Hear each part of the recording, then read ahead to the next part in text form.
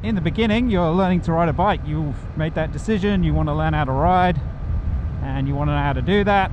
Then you've also got things like junctions and roundabouts, and there's a lot of stuff you've got to try and look out for.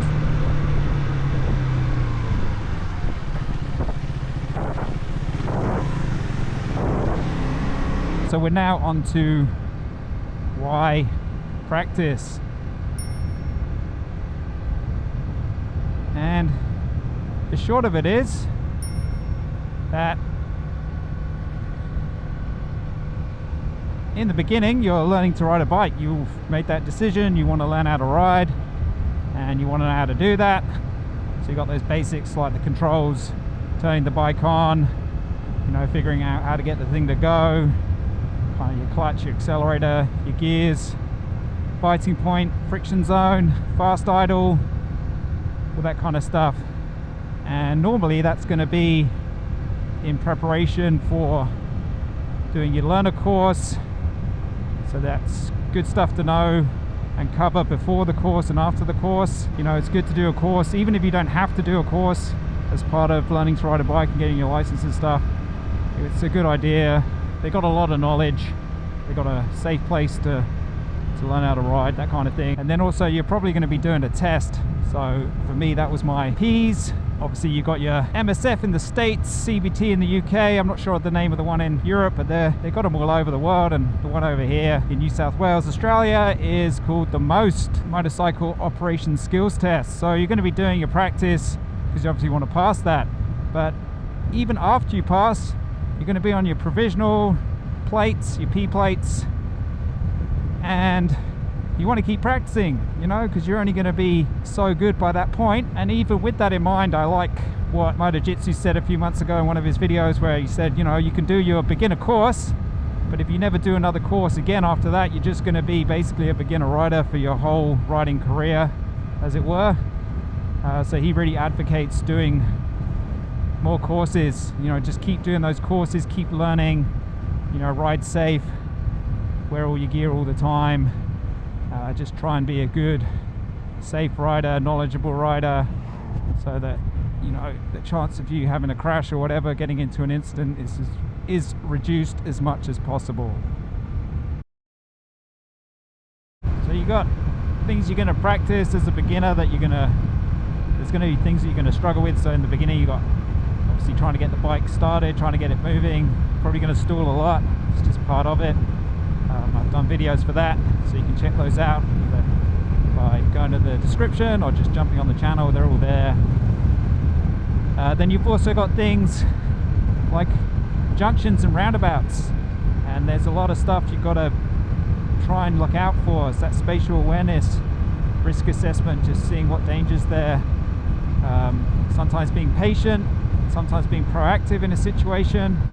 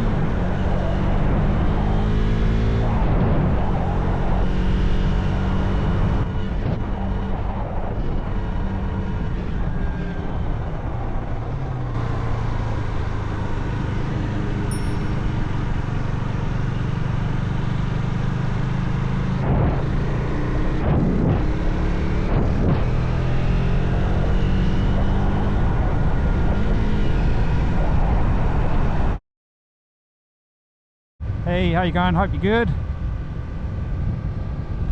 So this is part of the series of videos I'm doing about learning to ride a motorcycle for the first time, or maybe you're coming back to it, but basically a beginner guide to riding or getting into motorcycles, beginner's guide to learning how to ride a motorcycle.